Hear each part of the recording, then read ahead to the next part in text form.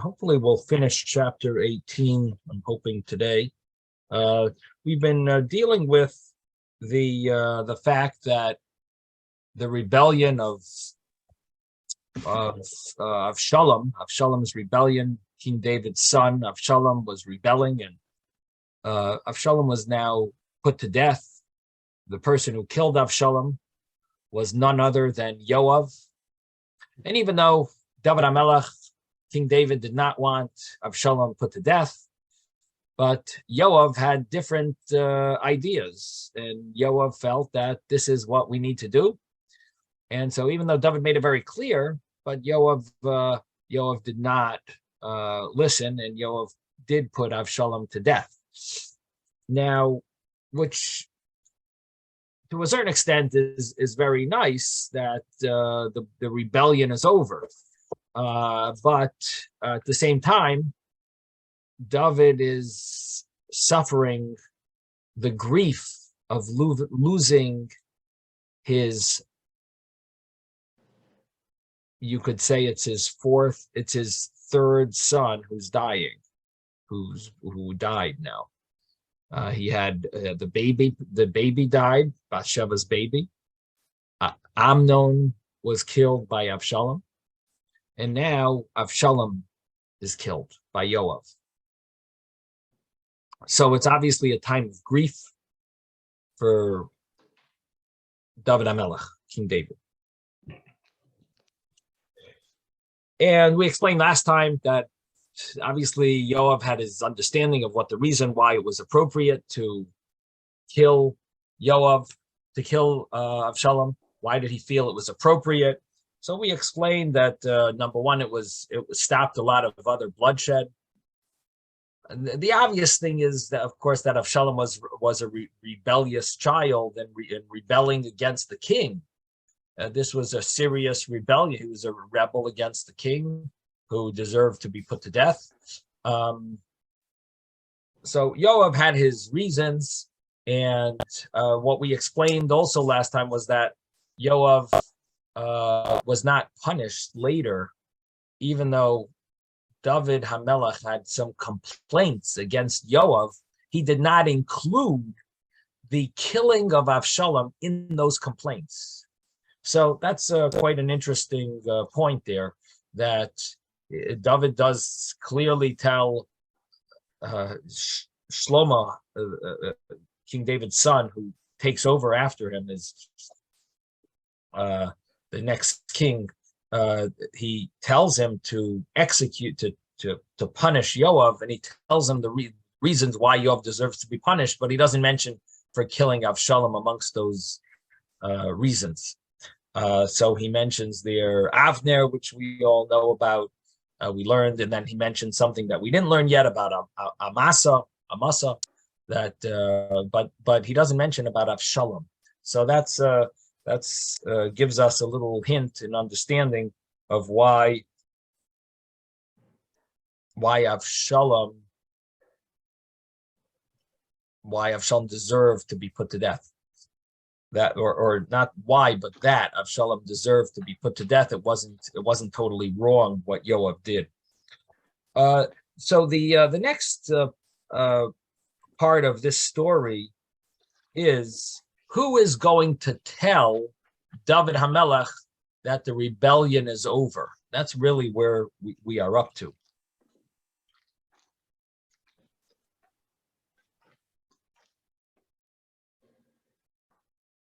We did speak last time about this place called Yad Avshalom, which is right near the Ir David in Jerusalem. If you ever go to Jerusalem, so right near there's a place called Yad Avshalom, and that seems to be the monument that Avshalom built for himself.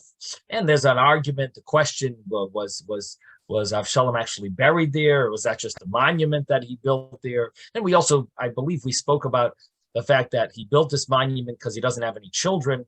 But we do know that he did have children. So how do you reconcile that? There seems to be a contradiction that on the one hand, he built the monument saying that I have no son, and this is in order for my name should be remembered. And we do know that he did have children. We even mentioned it in the verses. It's mentioned that he had children. So the Gemara deals with that, and this was the Gemara in Saita, which I believe we touched upon maybe a few classes back. We mentioned this contradiction, and either the children had died, or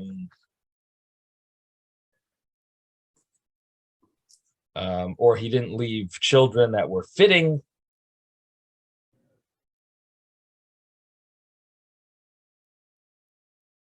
And maybe they weren't fitting to be king. And that was the story here. It's on page 11 in Saita.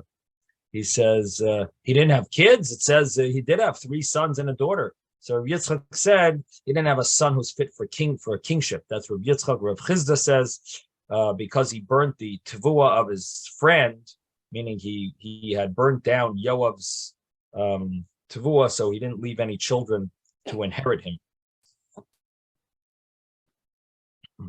So what the understanding is that his kids must have passed away. So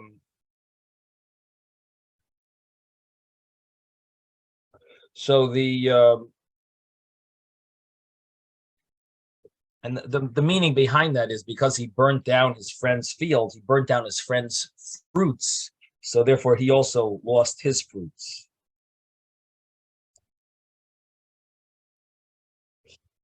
The Gemara here, the verse continues here, and again we're going to touch upon now who is going to tell the bad news to David.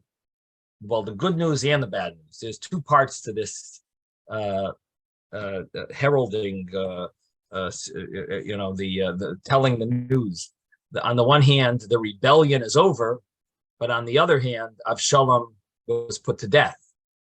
So Yoav is quite concerned about who should tell this news because it's not exactly what David wants to hear. On the one hand, it's good. The rebellion has been put aside. On the other hand, it's not what David wants because Avshalom was killed, and David did not want that. So we're in verse 19.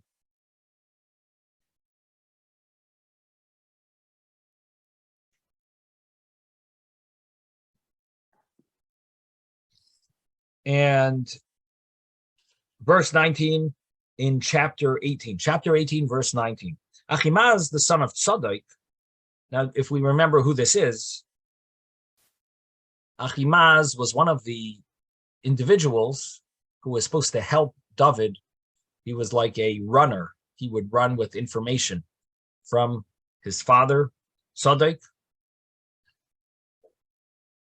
and bring the information to David to help David escape Avshalom. So Tzadok was together, Tzadok and Avyasa, they were with Avshalom, and they were pretending at least to be with Avshalom, and really they were giving information to their sons, Yonasan and Achimaatz, to give information to David HaMelech to help him escape. Now, Achimaatz now says, you know what? Let me go bring this good news to David HaMelech that the rebellion is over. So Achimaatz, the son of Tzadok, said, I shall run and tell the king the news that Hashem has granted him justice from his enemies. So it sounds good. But Yoav told him, you should not be the bearer of news today. You can bring news another day, but do not bring news today, for the king's son is dead. So this is pretty clear. He's explaining that you are all excited to bring news to the king that the rebellion is over, and the king does not have to go into hiding. But Yoav says it's not exactly what the king wants to hear, because the king's son Avshalom is dead, and the king doesn't is not going to be happy about this, and he might execute someone who gives him bad news.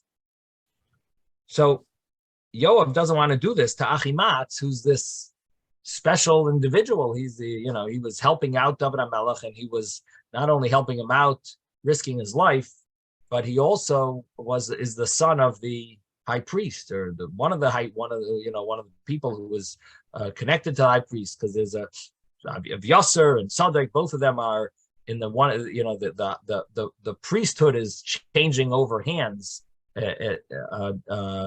Soon it's going to be Tzaddik who's going to be the high priest. So he's in this maybe intermediate stage of becoming his father's becoming the high priest. So, Yoav does not want to put him through this dangerous situation. Why should you be the bearer of such bad news? So Achimatz doesn't see it this way. Obviously, he sees that this is really great news. The rebellion is over, and David HaMelech can now go back to his kingdom. But what Achimatz doesn't understand is that in his professional life, this is great news. He's got his kingdom back. But in his personal life, it's very sad news that Avshalom has died. And Achimatz, for some reason, doesn't see that. And he's all excited to bring this news to the king. Now, we know that, at least in Judaism, it's considered you never want to be the bearer of bad news. You want to let someone else give over bad news. We try not to tell anyone bad news. It's not, it's not you sound like, you know everything that's going on, but that's not a good trait in Judaism. Of course, the newspapers, they love giving over bad news, because otherwise, they think it's boring. So they love the worst news. They're the fastest newspaper to give the bad news is always, they think they're the best because they got it first. They got the story first. And the more dirty the story is, the more greater they are. Well, in Judaism, it doesn't work that way. And we don't never want to give over the bad news. No news is good news. And that's really much better. And good news is the greatest thing to give. If you have good news to say, then that's wonderful. Of course, you should be the bearer of good news. But bad news, we never want to. We don't like to share. And so Yoav tries to dissuade him from doing this. And verse 21 says, Yoav then said to the Cushite,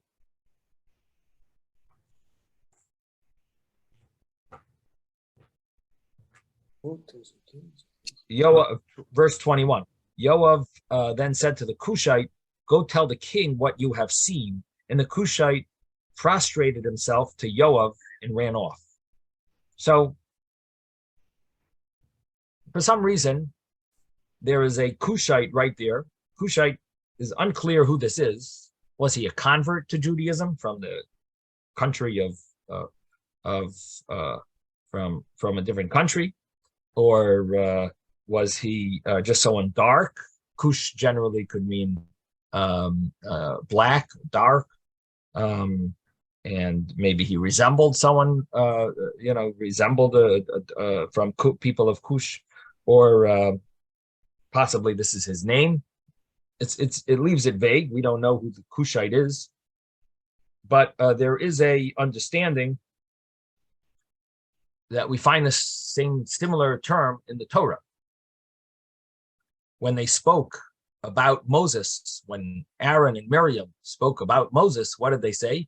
Ki isha kushes lakach, that they said negative things about Moshe, that he married a Cushite woman.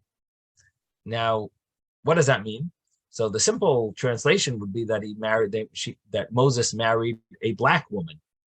But that's not the common understanding. It means just like everyone agrees that a black woman is black, so also everyone agreed that Moses' wife was beautiful.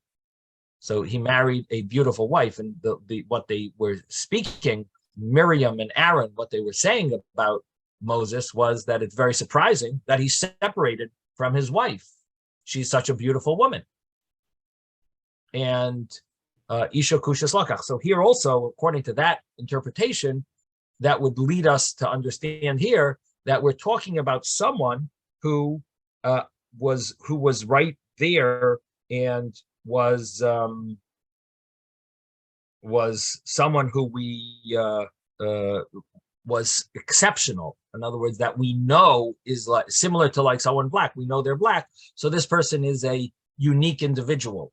Who was this person? This is the person who was the one who found Avshalom hanging from his hair. So in other words, why are we calling him a Cushite? Because he is the one who we know of, that he's right, that he was exceptional in his ethics, that he refused to kill Avshalom, and he should go and tell the king, go tell David HaMelech that he saw Avshalom hanging from his hair, and that's what he should tell David HaMelech. Yes, Mordechai. Yeah, and similarly with Lavan, it says that Lavan's name was Lavan because, as everybody can recognize, that that white is white. Everybody knew that he was a swindler. Interesting. Is that a Medrash or a Gemara? Yeah. Somewhere? Very nice. That's interesting that some people get called white, the other people are called black, and it's the same idea. I guess we can't call everyone the same, so we got to use one. Well, either way, you don't leave him hanging.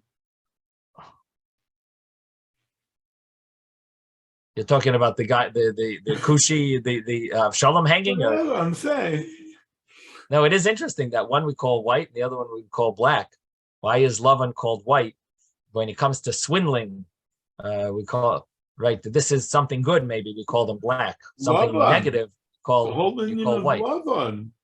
But I know. The essence of swindling has the name of white. White collar. White collar. The essence of swindling, every which way, in cattle fraud, in document fraud, in marriage fraud, in real estate fraud. The person who stands in the Torah for fraud, his name is white. Interesting. Right. No, so but my point is that it seems like when it comes to swindling, we use the term white. When it comes to some like exceptional good trait, we use the term black. Well, no. We turn to white collar when you wanted to separate the Besser mention from your standard gangster, killer. No, I'm talking about in Torah. In Torah, we have Torah. two places where it says Kushis, that I know of, and we have one place where it says Lavan. And the one place of Lavan where we call him white deals with a swindler. And as Mordechai told us, that's referring to because he's known, everyone knew that he was a swindler. And when it comes to black, it talks about two positive traits. One, that she was beautiful, and the other is that this person who was remarkable at how he didn't care about the money that Yoav would have given him. And instead he said, I'm following what David HaMelech said. So it seems that the black is used as a term, someone who's righteous, definitely righteous, and white is used for a term for someone who is definitely a swindler. I don't know. I just thought it's it's interesting that that's the way it's termed for future to be thought about, something a little food for thought. The verse continues here and says that the Cushis is basically being sent off to give this news to the king, to David HaMelech. It's a little unclear why is the Cush this person called the Cushis or Cushi. Why is he the one who's going to be giving the bad news? Is it because maybe he's like an outsider, so maybe the king won't be so angry at him Is it because there is an interpretation that Yoav did not expect him to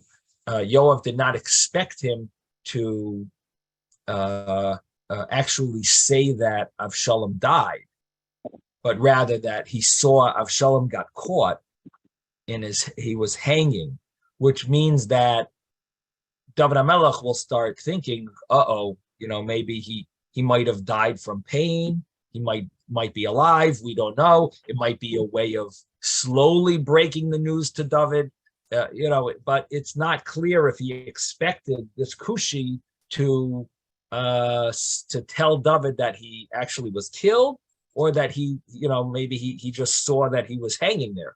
Could be the Kushi doesn't know what was the final, what the final thing was. Did they actually just capture him? Did he die? But at least he'll tell him the news that the war is over. He was just hanging around. What is that? He was hanging around without the details. Without the details, the war is over. In other words, I don't know exactly what the story is, but this is the facts. Fact is, the war is over. I did see him hanging, so it's obviously somehow he got caught. Something's there, and we're in a good place.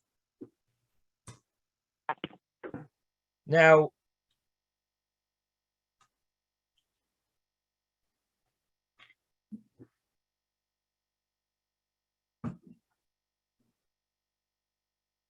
the verse continues and says that Achimaatz, son of Sunday, continued to persist and said to Yoav, whatever happens, please let me also run after the Cushite.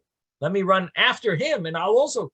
But Yoav said, why should you run, my son? The news will not provide any benefit for you. So he said, whatever happens, let me run. I'm doing this, So he said to him, run. Achimaatz ran by the route of the plain and overtook the Cushite.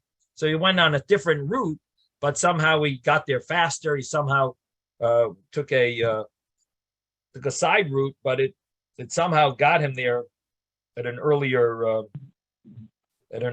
stage. And I think it is surprising that Achimaatz was in such a rush to give this news to David HaMelech. Why did he really want to bring this news? Why didn't he realize that the issue of bringing bad news to the king, that his son was killed? I mean, even though he was a rebellious son, maybe he thought of David as being so righteous that he won't be affected by Avshalom's death, because and maybe he thought that David was able to, being that it was against what he was doing, what Avshalom was doing was so against the kingdom of Judah, the kingdom of Malchus based David, the kingdom of the house of David. Maybe he thought that David was on such a high level that maybe he would not be affected by his son's death, because this was everything about his son was a rebellion against the kingdom of David. So maybe he would be able to rejoice even in such a tragic time. Maybe that's what Achimaatz thought. But it's definitely a little surprising, why he was, especially knowing that David did not want his son to die. In other words, once you know that David begged his chiefs, his captains, his chief army personnel that they shouldn't kill Avshalom, it definitely is surprising that Achimaatz is running to give this bad news to David. Why does he want to do it? And it's not like we need him to do it. Yoav sent to Cushi already to do it. So why is Achimaatz running to do this? I don't know if anyone has any thoughts on this, but that's it is a little, it's one of the unclear acts, unclear things that are happening here.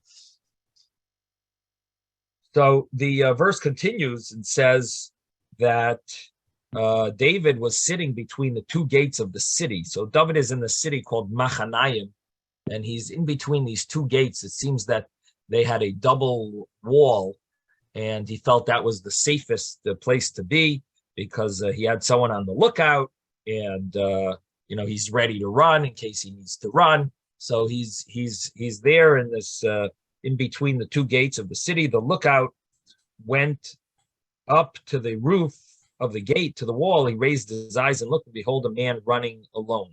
So they see some man running. Now, the king said, this man is, if he is alone, there is news in his mouth, and he kept drawing closer. So David HaMelech understood that if my servants are running away, in other words, we're losing the war, there'll be a lot of people running because they'll be escaping. But if it's only one person running this way, he's probably running to give us good news. So he said, sounds good. There's one person running our way. I think we have some good news to hear. Then the lookout saw another man running. The lookout called out to the gatekeeper and said, behold, another man is running alone. The king said, this man is also a herald. Again, it's not a huge amount of people, so it's only one man at a time. It must be two people coming to give me good news.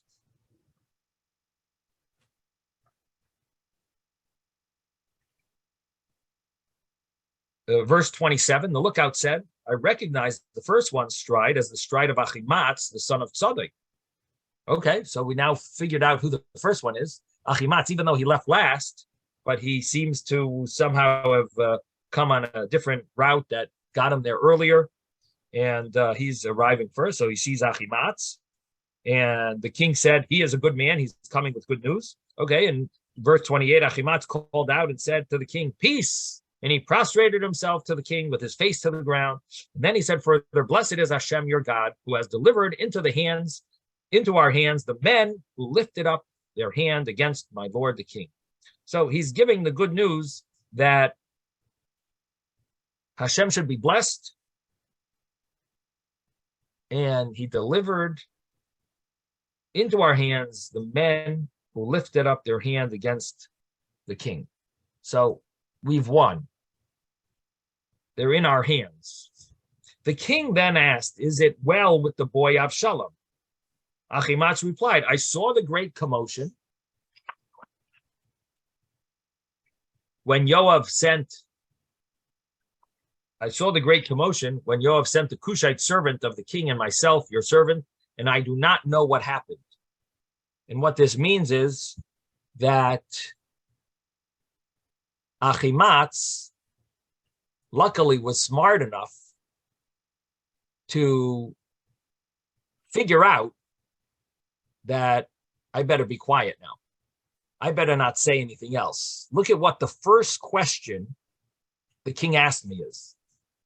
The first question, is it okay with the boy? That's his first, that's his worry. Is it well with the boy Avshalom? Vayomer hamelech shalom lana'ar li'Avshalom. Is it peaceful with the na'ar, with the youth Avshalom, the boy Avshalom? So Achimatz caught on. He said, uh-oh, I better not say that Avshalom has been killed. So he just makes this confusing statement that I saw some commotion, hahamoyin hagadol, great commotion going on, and Yoav sent the Cushi to the servant of the king,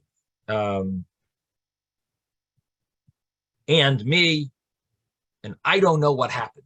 I just know that the people that created this rebellion are in my hands. So he left it vague as to what is the final story with Avshalom. And I guess we'll stop here. Give over the mic to Rabbi Warnick. Have a great day. All right, thank